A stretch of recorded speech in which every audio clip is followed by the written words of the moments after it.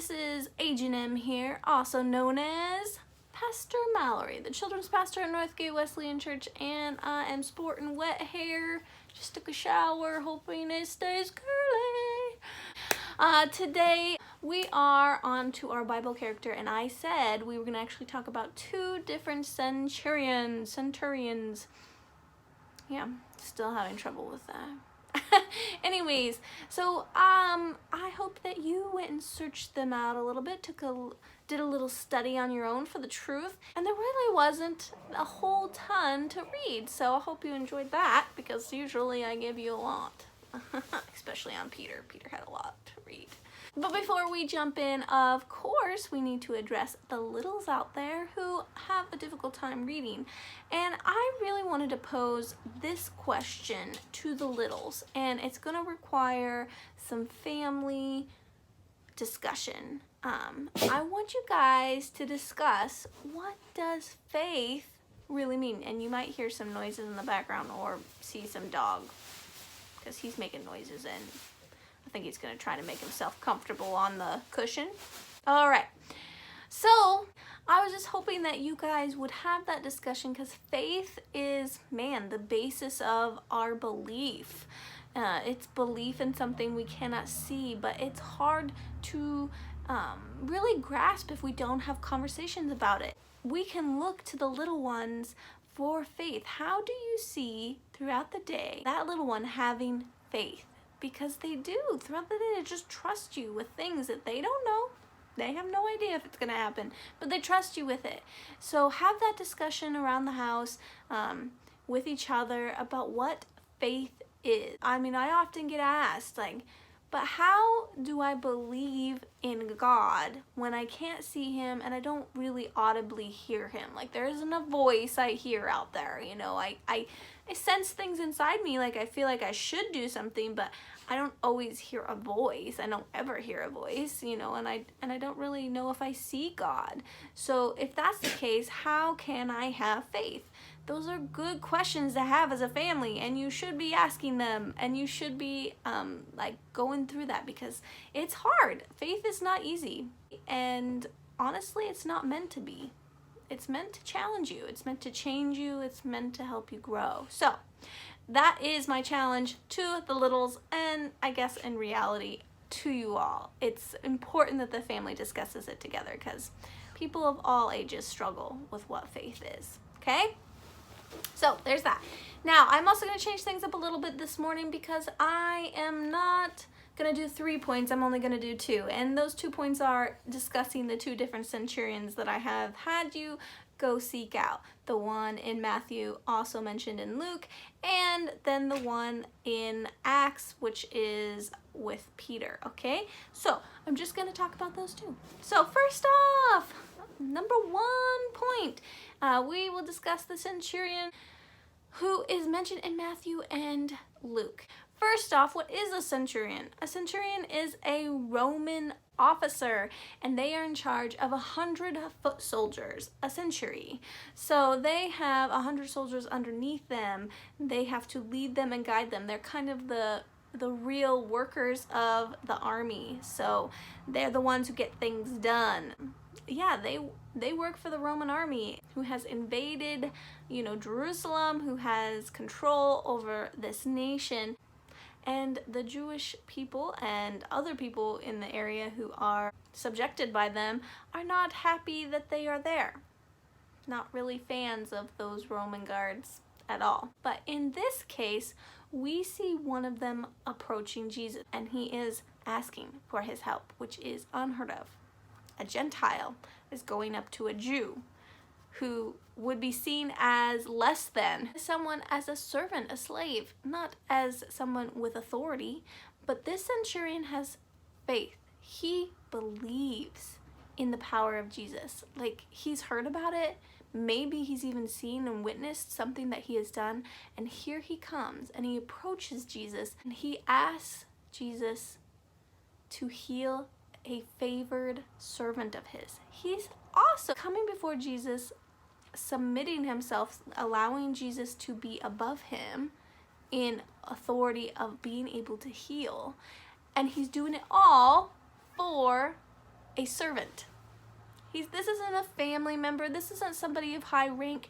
He's doing it for a servant that he cares about. Whoa, what? This centurion has faith like no one else. He is approaching Jesus, asking for his help in a situation for someone who in this culture would often have no worth or value. I'm just baffled by that. Now Jesus agrees to help the servant. The centurion replied to him, and I'm going to read it word for word because it's so powerful, from Matthew. Lord, I do not deserve to have you come under my roof, but just say the word and my servant will be healed. He believes this. For I myself am a man under authority with soldiers under me. I tell this one, go, and he goes, and that one, come, and he comes. I say to my servant, do this, and he does it. He is saying that I have faith in you, Jesus, to the point that I know all authority has been given to you, to the point that you could heal my servant from where you stand right now, which is not near my home. You could just tell that servant to be healed because you have that authority. He sees in Jesus something that his own disciples could not even recognize. And Jesus acknowledges that. He says, there is so much faith in the centurion that I have not seen in anyone. No one who is a believer in the one true God. I mean, the centurion, a Roman guard who's pretty much hated by the Jewish people, approaches a Jewish man and sees him as one with authority over him. It's pretty crazy. Then we have our point 2, which is the centurion from Acts. And this centurion, we get his name. His name is Cornelius. Here a point needs to be made. Because the disciples who Jesus walked with and shared his message with, the good news that they were meant to go and tell all the world, was not being shared beyond the Jewish community. It was meant to go to all the world. So we have another Roman officer who is a committed believer in the Lord, and his whole family and household believes in the Lord. He's committed his life to knowing who God is, and it says he is a faithful man. He has a dream where an angel approaches him, and he is told that there is someone who's going to come into his home, and he's going to receive something. And he then sends some people to find this person, which was Peter. So these servants go and find Peter and tell him about Cornelius and his dream. And so Peter approaches cautiously, though, because now remember, in the Jewish community, a Jew does not enter into the home of a Gentile because that could make you unclean. But Peter is obedient. He is willing to go see this and see what's happening. And so he goes to the home of Cornelius and enters in and finds the whole home there worshiping God. And then they encounter something amazing. Peter comes and witnesses the Holy Spirit enter in to all these believers that are sitting here. And he is amazed. He's amazed and he realizes something. And I'm going to read it in Acts 10:34 and 35. Then Peter began to speak. I now realize how true it is that God does not show favoritism, but accepts from every nation the one who fears him and does what is right. Peter finally awakens to the reality that, yes, we're meant to be giving this message to all the world. It's not meant for just one people group. It is meant for all the nations. And he is awakened to this. In fact, if you recall, he does go back and he gets reprimanded from his fellow disciples who are like, we heard you went into the house of a Gentile. How could you do this? And he has to share with them and teach them. This is because God has a message for all. This is not just meant for one.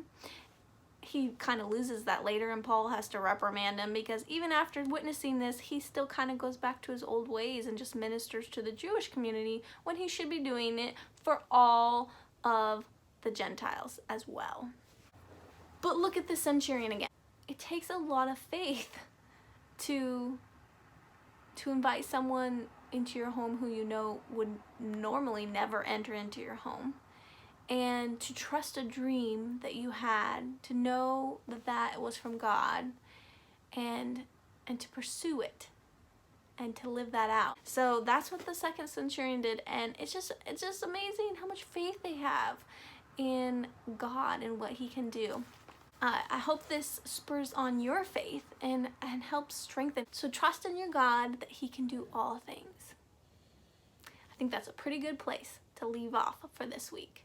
And I will see you guys next Monday. Please send me some challenges because H&M is ready to take them on. Okay, guys?